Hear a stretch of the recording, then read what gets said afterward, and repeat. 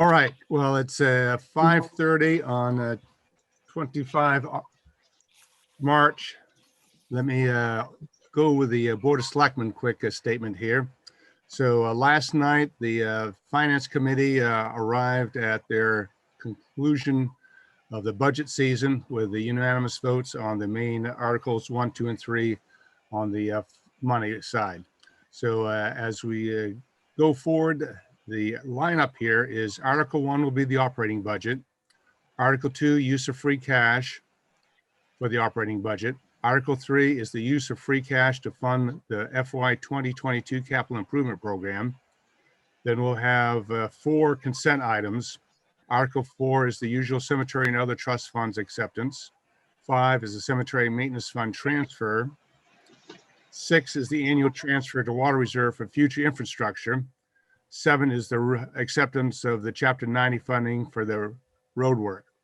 Chapter 8 is transfer from water surplus for sick time buyback account for retiring employees.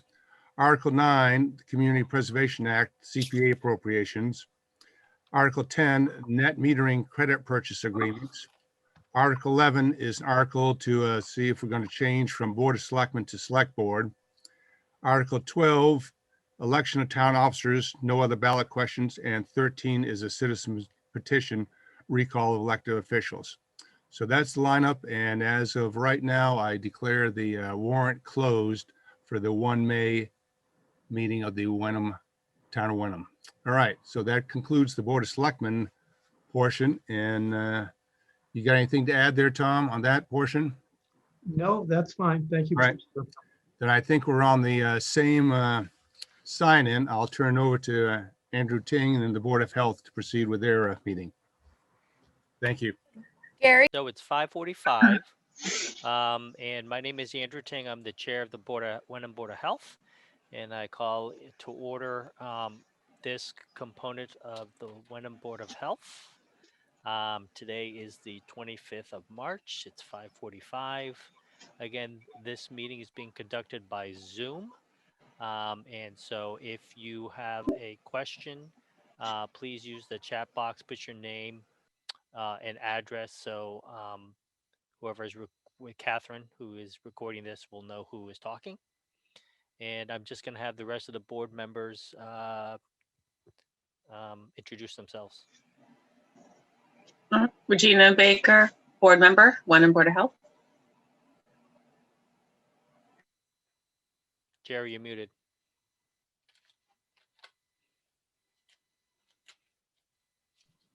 Jerry, can you unmute? I just asked you to. Gary Denellen, Wenham Board of Health. Just a little side note, I saw that they sell a coffee mug that has on it, "You're on mute." And so instead of saying it, they lift their coffee mug up so people are aware. So Jackie, at this point, we are talking about the, if I remember the agenda, we're looking at the reopening of Town Hall. As you know, earlier in the year, we had closed Town Hall to the public, except by appointments and virtual meetings. Due to the increased number of COVID cases, we were in the red at that point. We have now had several weeks of being in the green. In fact, probably Mary Beth Ting,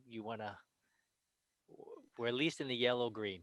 No, we're in the gray, actually, the lowest gray. category for the Okay. last 5 weeks. I will caution, however, that in the last week, we have had 4 new cases. So we are going in the wrong direction at present. Okay, but still much better than when we closed Town Hall. Right. And as we know that we've had successfully done several COVID vaccine clinics in town, especially for those most vulnerable older population.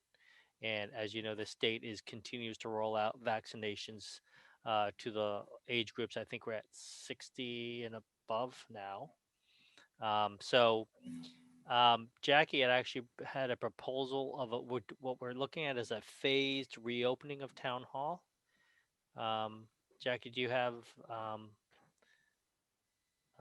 what would be the first phase is a part reopening with some limited hours that are staggered by the days, but would be consistent going forward.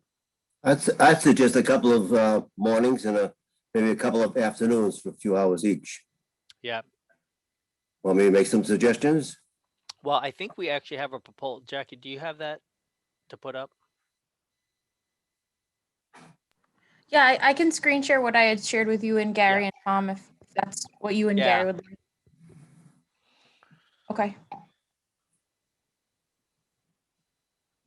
Yeah, Jerry, that is exactly what we had in plan was so on Monday, Wednesdays, there would be some afternoon appointment or openings between 1 and 4:30. Tuesday, Thursday morning hours, 9 to 12. And then Friday, we'd be closed. Typically on Fridays, we're half day anyways. But this would be phase one of the reopening of town hall.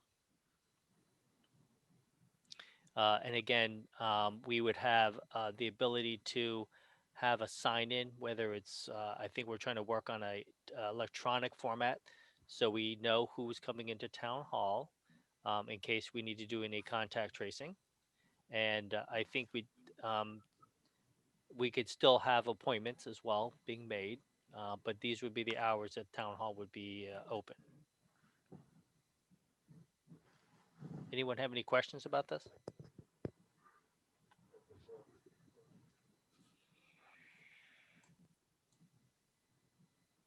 Dr. Ting, I have a question. Sure. To be clear on the minutes, are you saying that appointments can still be made during off hours that the town hall is not considered open? No, I think no, that there would be still appointments during the times that were open, but at least the department or the service in which that appointment would know who is coming in, so they could prepare either documents or anything else to, again, limit the amount of time in the building. So even though the town hall is opened, as you indicated, people still need to make appointments. They could, if they wanted to. Jackie, You're suggesting would you be suggesting like a pre-registration of like the, hey, I'm coming to see you? Is that what you're suggesting? yeah, as a way, again, it would be nice as a way to, again, get that electronic form of who's coming in. Otherwise, it would have to be done at the time when you walked in, and and I think Jackie's still working on a process or procedure to document that. Yeah, so I think we would have a sign-in sheet when we're open for these hours, and each day it would be the day and the time of when we were open, and folks would sign in as they enter town hall. So that would be the strategy, is to have folks sign in, and I think it would be the departments would make a note of the time that they were left by the person instead of having a separate sign out at the back door.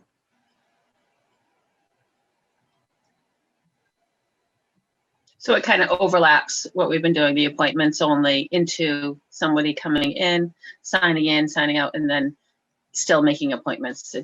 I think that's a good transition. Well, Regina, I think they could pre-register to come in, but we would try to concentrate traffic to the times that we're open. And it would be nice if they want to let us know what business they're coming for when we are open. But I think having some time when we're not open so that we still have time to sanitize and follow up to make sure that the sign-in sheet's getting completed, things like that. That was just what I was putting forward, but this is just one proposal. I don't know if Tom or Gary had other ideas as well. I do like the idea of phasing it in. I know the other town halls in our area, I know Ipswich has gone straight to full-time. And I know Hamilton is at least part-time, if not going back to full-time. And I would like to at least get us going in the part-time program. If things, obviously, as Mary Beth was talking about earlier, if things start really making a serious change in the other direction, we would have to reconsider again.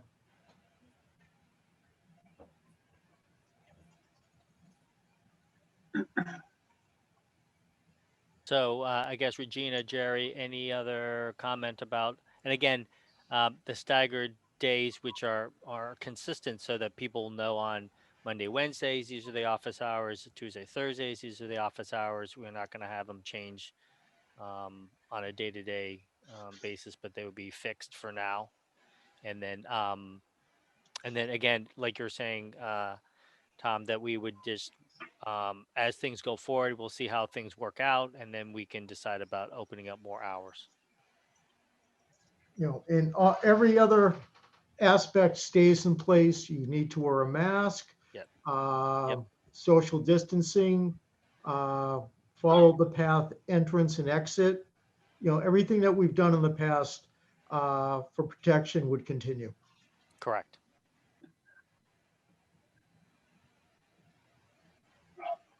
All right. So if nobody has any other comments or questions, so I make a motion to approve this phase reopening of town hall, given the days and times as listed. And if anyone wants to, so Jack, do we need to put a time on it? I guess it will be reassessed at some point. Do we have to give a time when we're going to reassess? And not unless you want to. No, I guess we'll have to see what numbers do and what happens. As we know, school is coming back to full session coming up in April. So we'll have to see what happens with that in terms of cases as well. So I put that motion forward. If anyone wants to second it. Second, Okay. All in favor of the motion, say aye. Aye. Regina says aye. Jerry says aye. Andrew Ting, aye. So the ayes have it. Dr. Ting, when is this effective, please? The This will effective be, date? I think Jack, she's missing. I think it will be next, starting next Monday if Jackie comes back, because I think that's what the time she needs to prepare. We'll wait for her to come back. I just want to make sure she has, in terms of the facilities and the staff to be aware, and all that is all Dr. ready to King, go. my recommendation would be probably to make it effective next Wednesday. So Gary can make an announcement at the next selectmen's meeting of the official time and date. It would also give us a day or two to prep anything that we need to prep, because Friday is a short day Okay. for Oh, us. yeah. I forgot. Yep. Gary, does that make sense? Yeah, I think that's good. So let's make it effective Wednesday. What's the date on that? And I'll March announce it 31st. Tuesday. All right, Yep, March 31st. sounds good.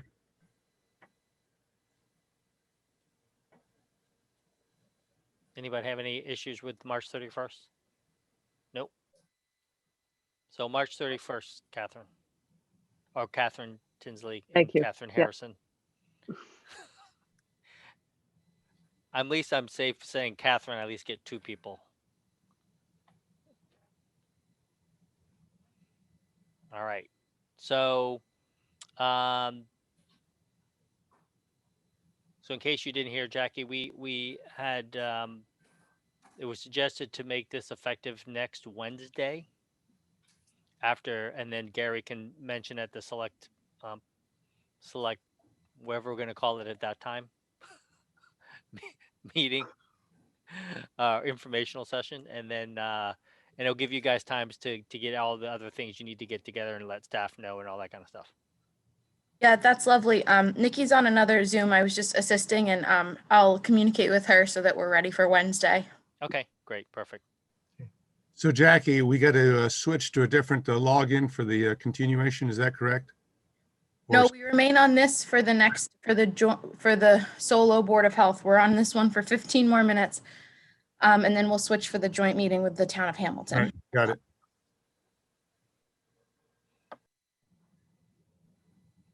So we are moving on to our next agenda item, which is, do you have that to put up?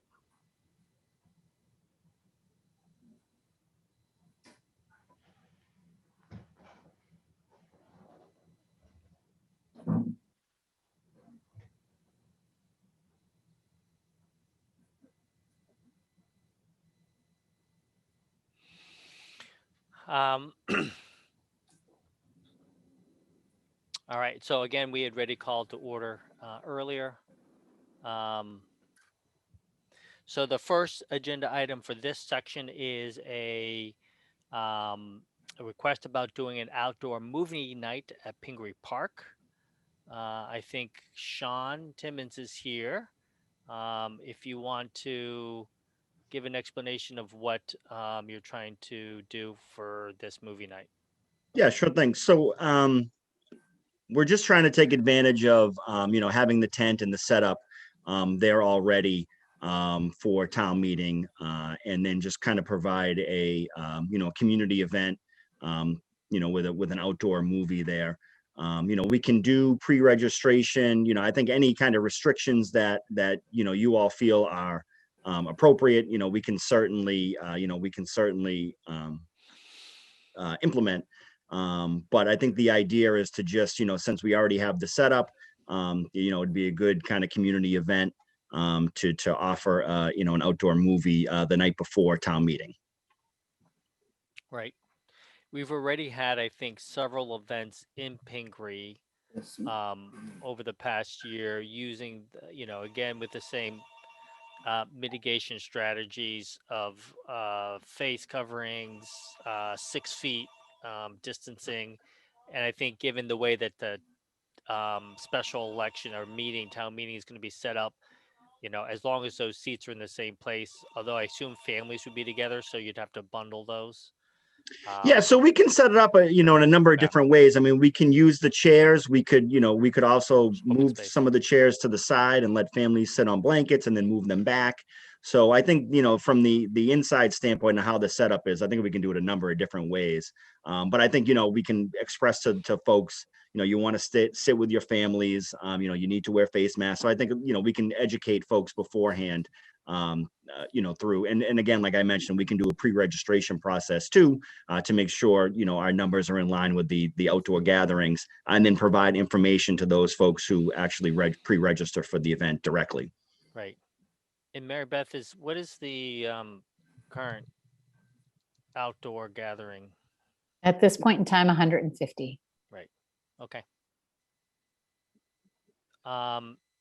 Board members, anybody have any questions, concerns, comments? What would be typically at a movie, you have popcorn and soda, like what would be a regulation as far as food and drink? Because you have to remove your mask. I'm just curious about what the mitigation things for that is. So we would not be providing any food. That's hard enough.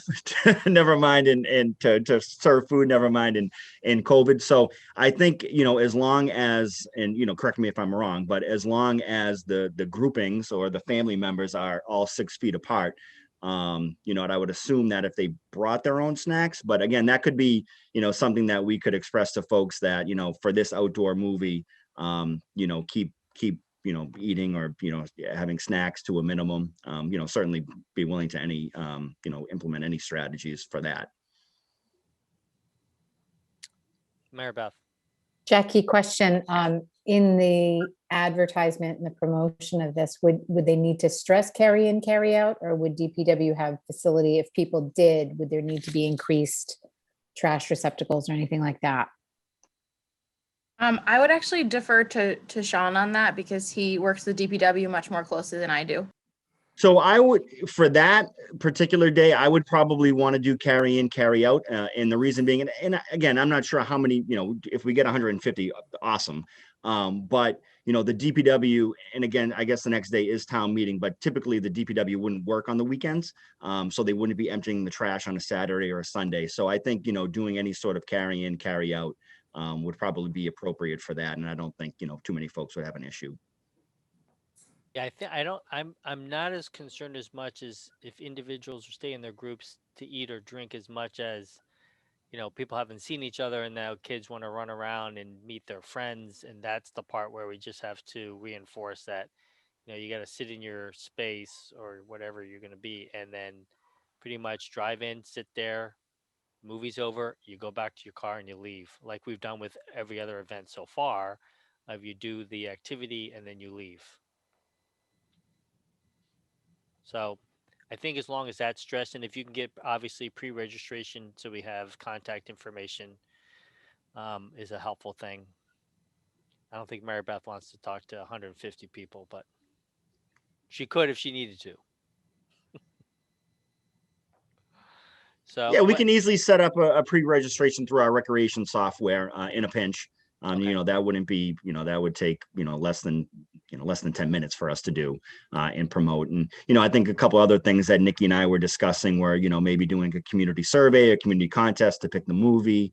So to really kind of engage the community, within the process.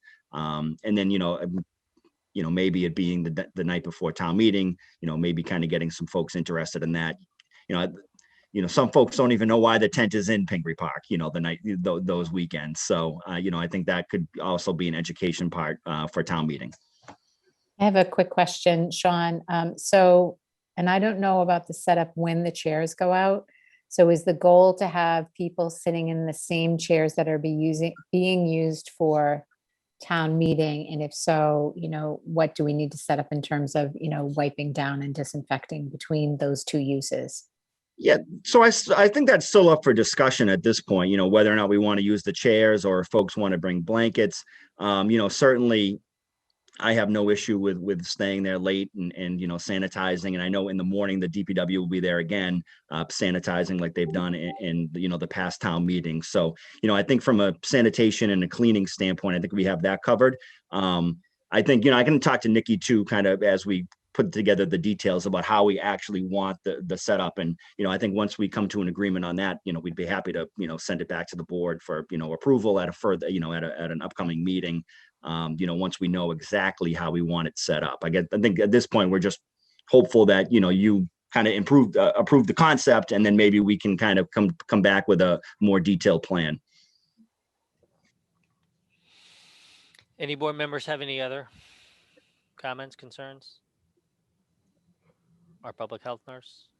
I think it's a really nice idea. I think it's smart to take advantage of a resource. The thing I can't wrap my head around in is I don't know when they set up the chairs before, and if blankets are more preferable, how do you get those out of the way and then get them back without, it being a big labor?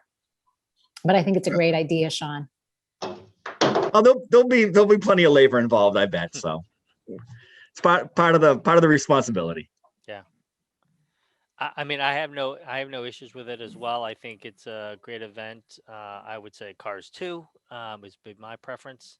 But I think again, if Sean, if you want to put together like you've done with other events, sort of the process procedure, and then at least we can just have it on hand with obviously some of the pre-registration part, and then what the date would be you would do it the Friday, right? The evening before. That Friday night before. So April 30th, 30 days in April 30th, I believe. Okay. Yep. So yeah, you got time to get it to us, and then we can approve or look at it and approve it. Yeah, not a problem. All right. Thank you, Sean. All right, great guys. Take care. Take care.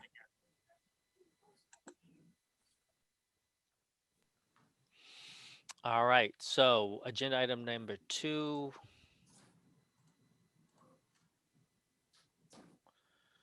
All right, so we have requests for some business to be doing body art tattoo. Do we have the applicant or the requester? No, so this is a presentation from me tonight. We're Okay. preliminary step for this. So this is a concept I wanted to bring before the board because you were already meeting tonight. So this would be a very preliminary step in a couple of weeks to months long process. So we have an establishment in the community, a salon. So typically from the health perspective, salons are permitted by the state, not by the local jurisdiction, which we are, as a small board of health staff, very appreciative of. However, one thing that is required for local boards of health to have jurisdiction over is body art and tattoo. Now, in the sense of what we're talking about here, we're talking about a salon. And if you're not familiar with the current beauty trends of the day, I'm very excited to be the one to share them with you. So we have a request for a permit from a salon. We would have to adopt body art and tattoo regulations to be able to permit them to do this. But the concept of what they're doing is that they basically take off of your eyebrows and microblade your current eyebrows away and replace your eyebrows with tattooed eyebrows. So it's a cosmetic tattoo treatment for eyebrows. It is something that is happening in hair salons typically, or places that do other cosmetic beauty treatments. But to permit the establishment to do this, we would have to adopt local body art tattooing regulations, which would require us to go through a research process, drafting regulations, and then go through the public hearing process as we've done for other, Board of Health regulations having to do with septic or barns or prohibiting tobacco in schools. So this would fall into the Board of Health jurisdiction. And because the business is a current salon and this is a cosmetic treatment, it fits in with their current zoning.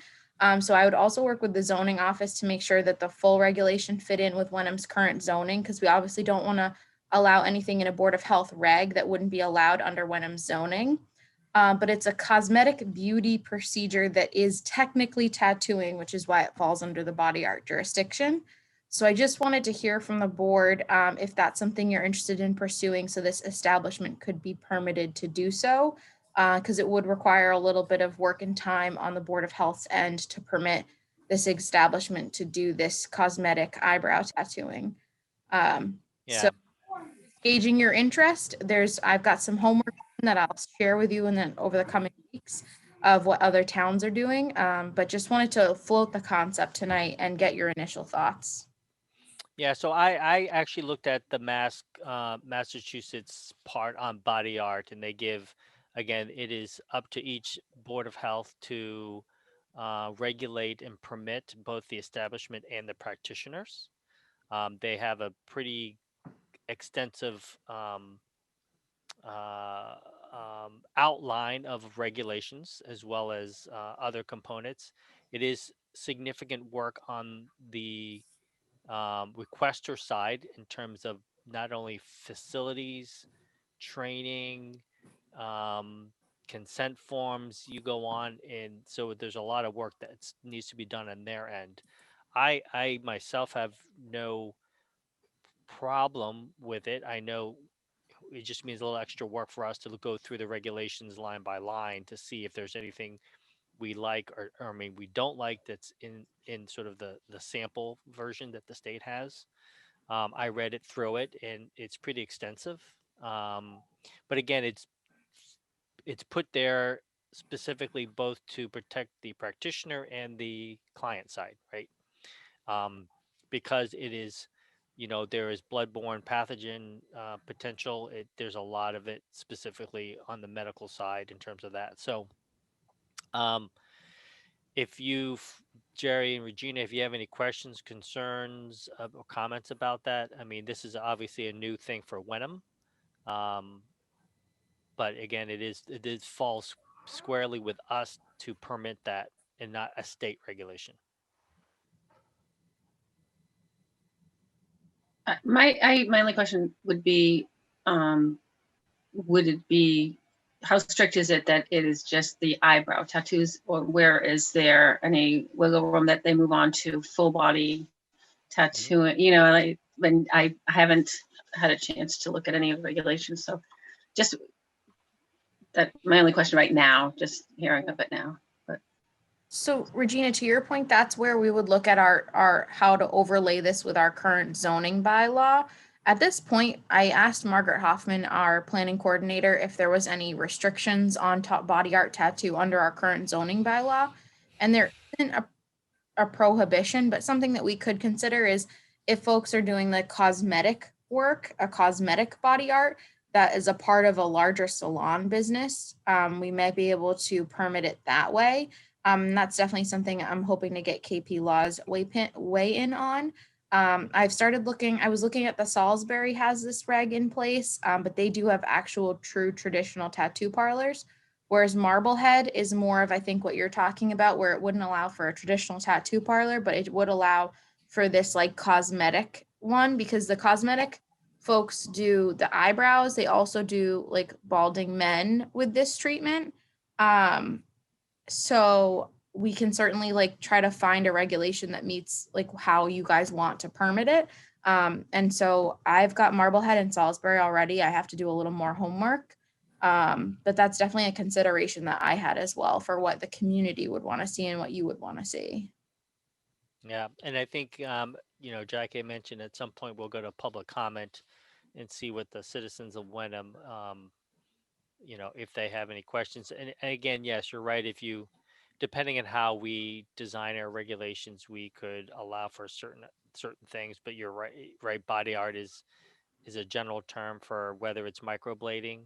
Like, see how good I am with the terms microblading. I'm really for the actually very eyebrows. impressed. Yeah. You picked it up quick. I found that the three most common sort of salon type is microblading, eyebrows, permanent eyeliner, and then lip liner is the top three. But yes, you could do then a general, like what we know as tattoos being the more expressive body art below. Well, it could be on the face, I guess, as well now, and below. Some of it is allowed for medical. For I know women who have breast cancer and have surgery have to have tattoos in certain areas to um, replace things, as well as scarring. There's tattooing for scarring, so it is very. So I think once we look at the different regulations of other towns and see how they do with them, I will send, or maybe Jackie will send the sort of the one that the state has that's pretty extensive. You can take a look at that. Um, But again, I think the biggest part of it is the safety component that I'm looking at. That as long as it adheres to medical practice sort of regulation in terms of decreasing the likelihood of any bloodborne pathogen, you know, being an issue. I think that's the most well, not the most. It's an important part. So and again, like Jackie was saying, this is the beginning of a longer process that will occur. All right, so everyone's aware now. Okay. So I'll send out some materials, Dr. Ting, before the next meeting. Okay, thank you. We do need to change over to the Zoom with the Hamilton Board of Health if the board is ready. Okay, so I'm going to close this session then, right? And then we'll reopen with the joint boards. Anybody else have any questions? No, No? thank you, Mr. Chairman. All right, so I make a motion to adjourn this component of the Wenham Board of Health meeting. Do we have a second? Second. Regina. Aye. Yep, all in favor? Regina's like, yeah. Aye. Aye. Regina, aye. Andrew Ting, aye. You guys have 13 minutes, and then we'll be back. No, we're doing